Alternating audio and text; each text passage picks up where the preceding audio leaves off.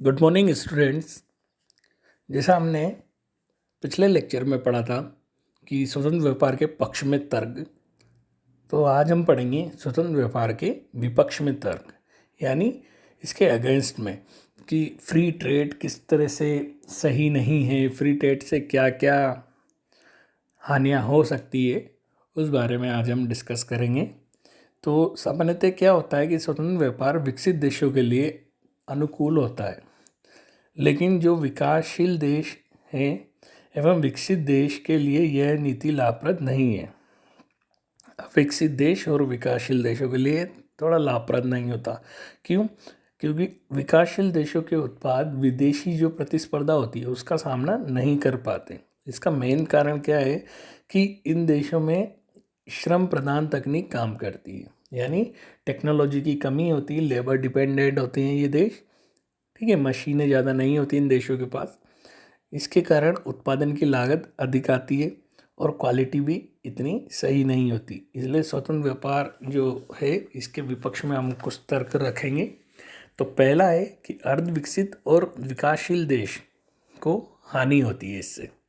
तो स्वतंत्र व्यापार की नीति सदैव विकसित देशों की को फेवर करती है और विकासशील देश और अर्ध विकसित देशों का इस नीति के में शोषण होता है।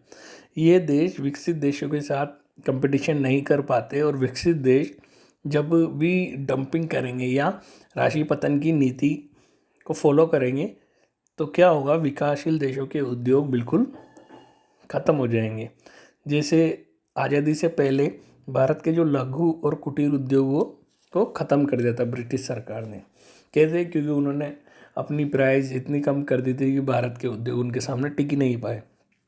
नेक्स्ट इसका आता है कि इससे जो शिशु उद्योग होते हैं उनका पतन होता है। शिशु उद्योग वह उद्योग होते हैं जो अभी हाल ही में शुरू हुए हैं और विदेशी प्रतिस्पर्धा का सामना करने में ये थोड़े असमर्थ होते हैं। तो इसका मेन कारण क्या होता है कि इन उद्योगों के जो उत्पाद होते हैं उनकी लागत अधिक होती है और ये कम गुणवत्ता वाले उत्पाद होते हैं, जबकि जो विदेशी उद्योगों के उत्पाद होते हैं उनकी लागत कम होगी और गुणवत्ता भी, क्वालिटी भी अच्छी होगी। तो इस स्वतंत्र व्यापार में क्या होगा, फिर शिशु उद्योगों को बचाए रखना बहुत कठिन हो जाता है। क्यों? क्योंकि एक तो उनकी लागत ज़्यादा होती है, उनके उत्पाद की क्वालिटी भी हल्की होती है।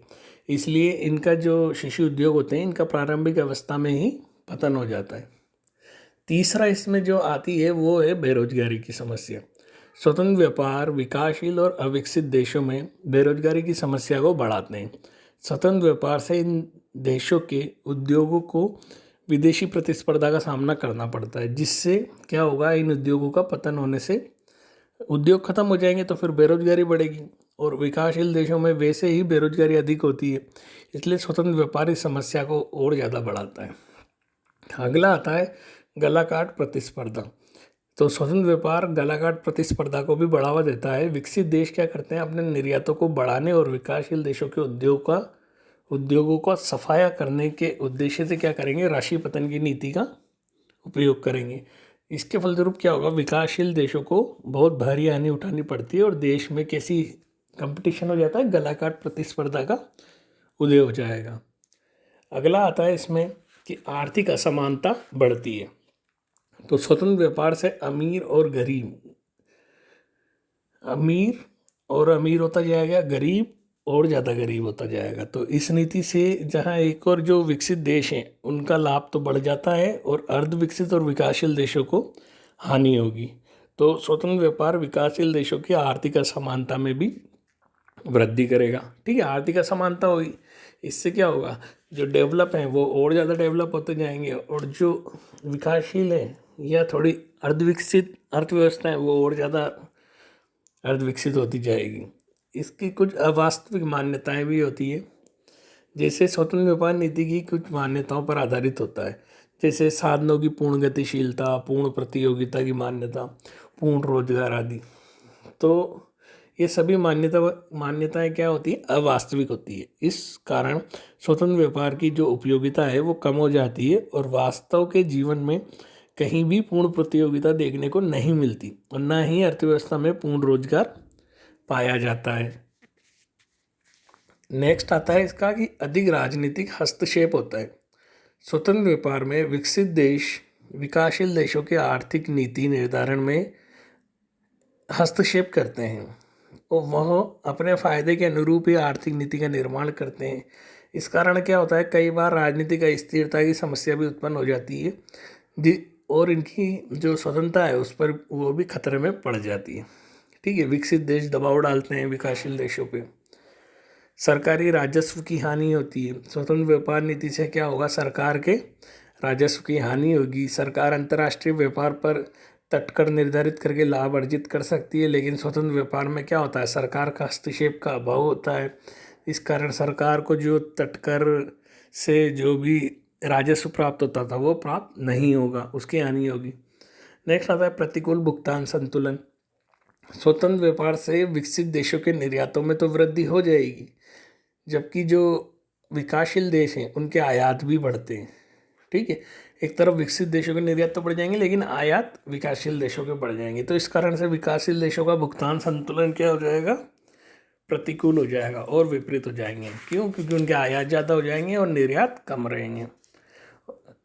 एक इसका है कि हानिप्रद वस्तुओं का आयात होता है। फिर स्वतंत्र व्यापार के अंतर्गत कितनी बार हानिप्रद वस्तुओं का आयात होता है। मादक पदार्थ जैसे अफीम, तंबाकू, दवाइयाँ आदि का आयात होता है। इन पदार्थों के आयात बढ़ने से सामाजिक बुराइयां बढ़ेगी।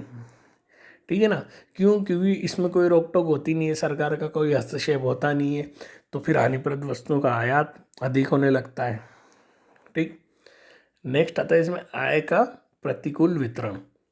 तो स्वतंत्र व्यापार के कारण क्या होता है कि आय का जो वितरण है वो सामान्यतः प्रतिकूल होता है। इस समस्या से उभरने के लिए विकासशील देशों की सरकार जो भी प्रशुल्क या विनिमय नियंत्रण की सहायता लेती है, जब प्रतिबंध लगता है तो स्वतंत्र व्यापार की अवधारणा ही समाप्त हो जाती है। ठीक है, तो ये स्वतंत्र व्यापार के विपक्ष में कुछ तर्क थे।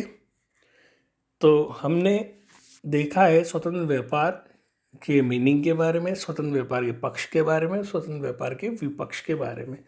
तो आशा करता हूँ ये फ्री ट्रेड आपको समझ में आया होगा और इसके पक्ष विपक्ष के बारे में हमने देखा। इसका अब रिवीजन करेंगे। फिर नेक्स्ट हम देखेंगे आपका जो नेक्स्ट लेक्चर में, उसमें हम देखते हैं अपने